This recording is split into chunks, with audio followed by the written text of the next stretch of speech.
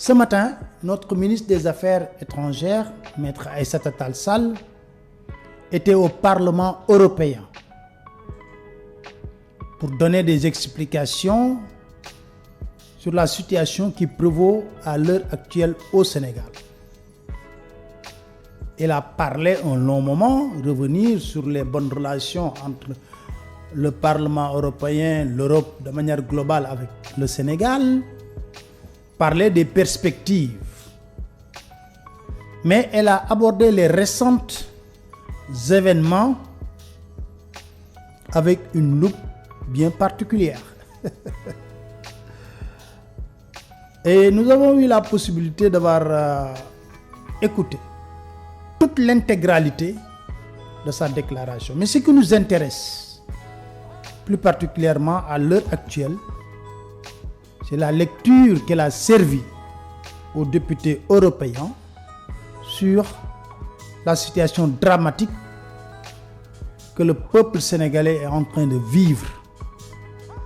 50 morts, pas élucidés, ni de commission d'enquête, plus de 650 détenus politiques, et puis le Sénégal semble être un Gestapo, un régime de Gestapo. On prend des décisions uniques d'isoler toute une région, la Casamance, pour lutter contre Ousmane Sonko. Je t'ai revenu la dernière fois sur ça. Mais pour aujourd'hui, je vais vous faire écouter la version que Aïssata Tall Sall, notre ministre des Affaires étrangères, a servi aux députés européens. Écoutons Aïssata Tall Sall, puis on va revenir sur ce plateau pour commenter cette version édulcorée de Aïssata Tall Sall.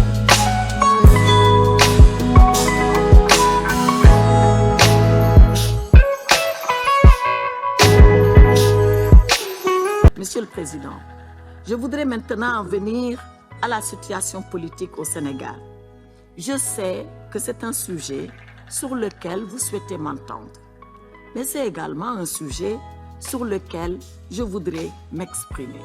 Et m'exprimer sans tabou et en toute transparence.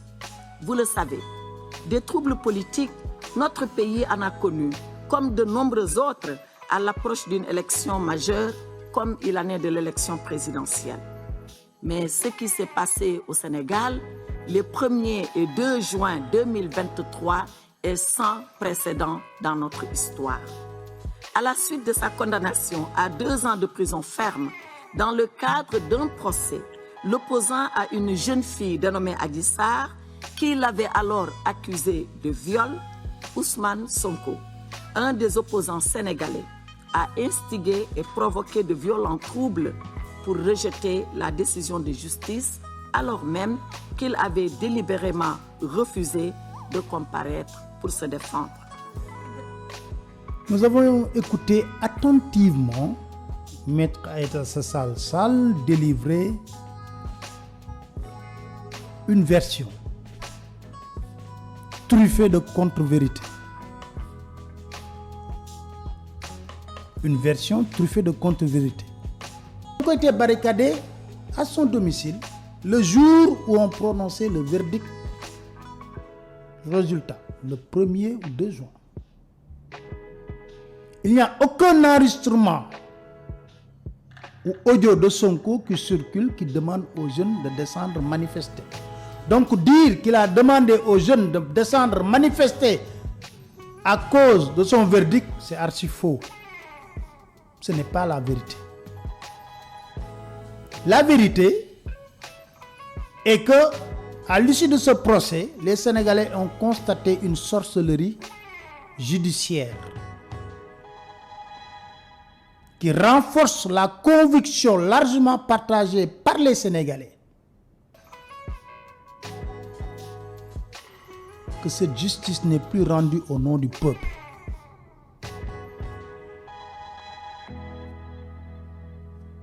Aïssata, il fallait dire aux députés, vous avez condamné Ousmane Sonko sur quoi? Pour quelle infraction? Pour quel délit? vous avez mené une enquête, vous l'avez accusé de viol, vous avez mené une enquête pour viol, vous avez instruit le dossier pour viol, vous avez renvoyé pour jugement pour viol et menace de mort. Et comme par un tour de magie, de sorcellerie politique, de sorcellerie judiciaire, comme il fallait exécuter une commande politique, vous l'avez condamné pour corruption de la jeunesse. Vous ne l'avez même pas donné la possibilité de se défendre par rapport à ça. C'est les Sénégalais, dégoûtés, scandalisés par le verdict qui a été rendu, qui sont sortis manifester leur colère. Car convaincus maintenant que la justice n'est rien d'autre qu'un bras armé pour exécuter des commandes politiques. Vous ne pouvez produire aucun enregistrement audio, vidéo qui montre où on entend Ousmane Sonko appeler les jeunes à manifester. Si vous le dites, vous savez très bien que ce n'est pas la vérité. Je suis désolé. Mieux, depuis sa séquestration illégale à son domicile, Ousmane ne s'est pas prononcé. Certains même, pendant les manifestations violentes, ont espéré qu'il va piper mot pour calmer l'ardeur de la jeunesse sénégalaise.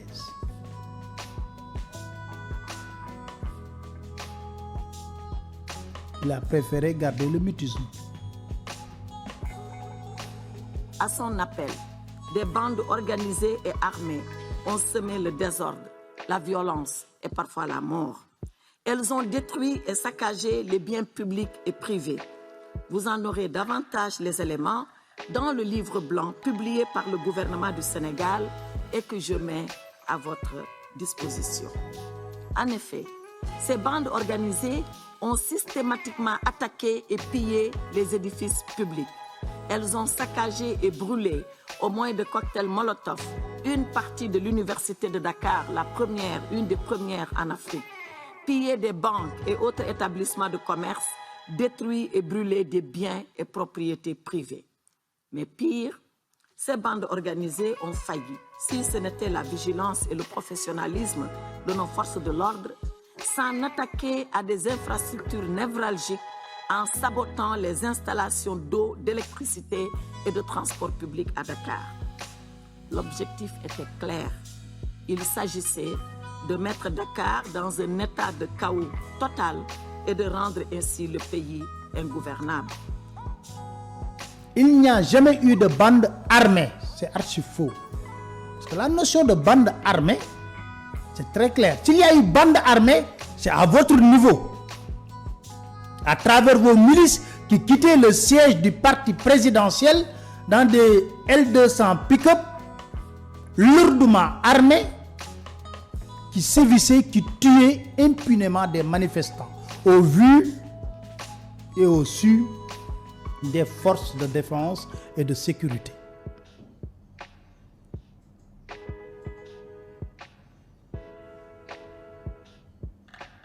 Il n'y a jamais eu de bande armée dans les manifestations.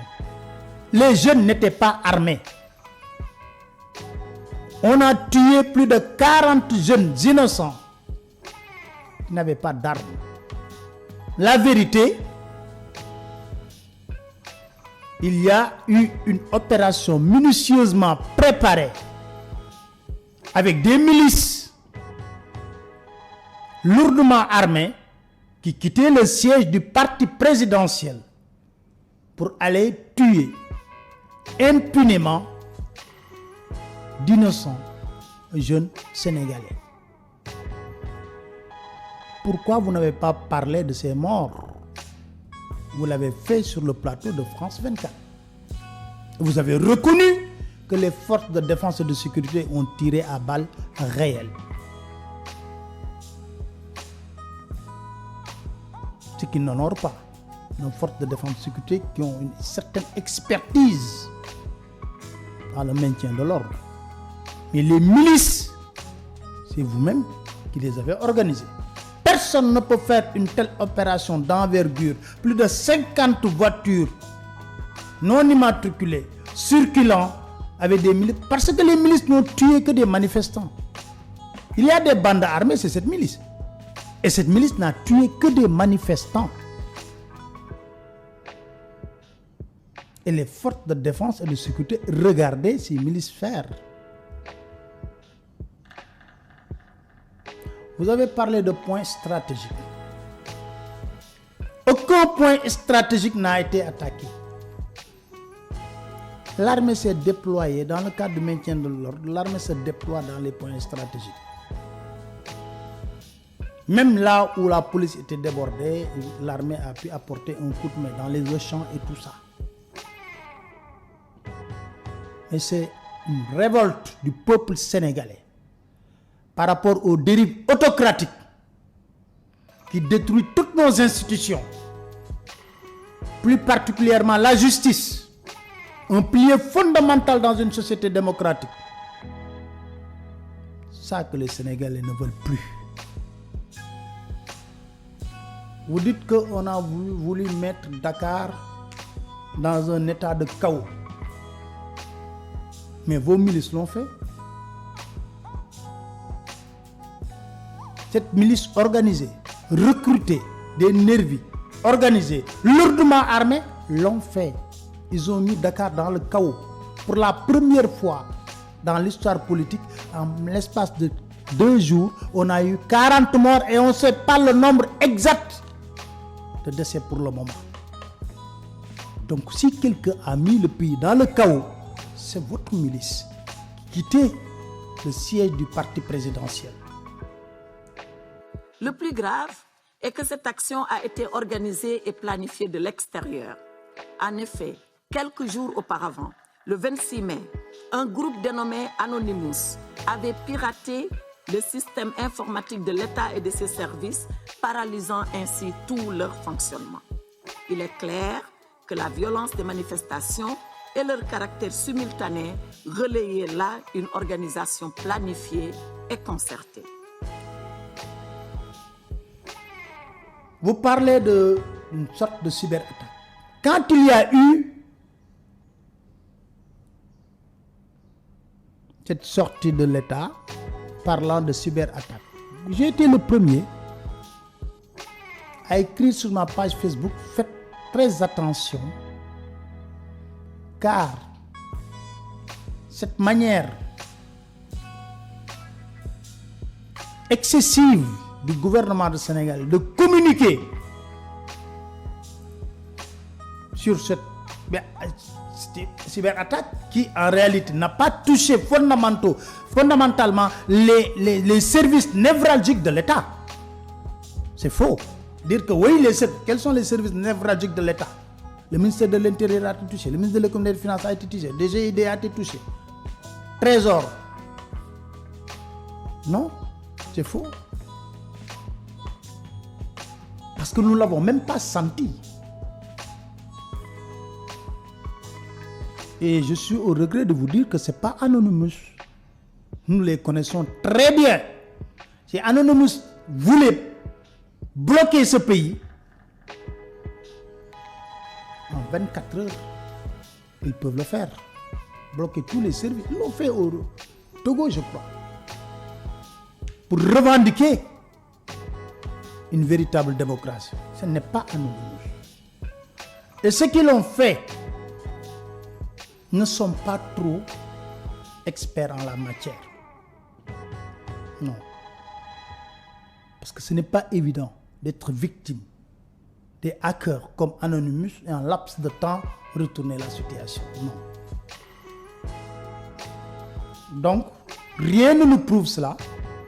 On peut même imaginer que vous l'avez sorti en préparant cette situation. Qui sait? Difficile est de vous faire confiance. L'État du Sénégal n'a jamais été paralysé. Non. Par cette cyberattaque. Nous le savons maintenant, mais nous le saurons encore davantage. Des forces tapies au sein de mouvements salafistes et de bandes entraînées et armées ont voulu s'emparer de notre pays, mettre à terre la République. Et enfin, vous nous parlez de mouvements salafistes. Ça, c'est une vieille rengaine que Macky Sall a vendue depuis longtemps. Oui, salafistes, terrorisme et tout cela. Et on a surarmé nos forces de défense et de sécurité. Curieusement, on a surarmé nos forces de défense et de sécurité, mais ces forces de défense et de sécurité n'ont pas pu arrêter un seul nervi par rapport à cette milice qui sévissait et qui tuait impunément les Sénégalais. Cherchez l'erreur. On est suréquipé. Dakar est bourré de caméras. Mais on a vu des nervis lourdement armés circulant comme ça. Personne n'a été arrêté. Toutes les personnes qui ont été arrêtées sont tout simplement des manifestants. D'ailleurs, après votre déclaration, des députés européens ont touché fondamentalement le problème. Fondamentalement le problème à l'heure actuelle du Sénégal. Entre les lignes, c'est la troisième candidature illégale. Vous-même, vous nous avez dit que la troisième candidature est illégale, illégitime, immorale. Mais aujourd'hui, vous avez tourné vos robes, vos ndoquettes, vos marinières, retournement de veste, pour nous le défendre. Et nous savons fondamentalement la raison pourquoi. C'est au-delà politique, c'est au-delà de l'objectivité. C'est beaucoup plus lié à des choses que par scrupule et par principe, nous ne voulons pas. Car nous pensons que la manipulation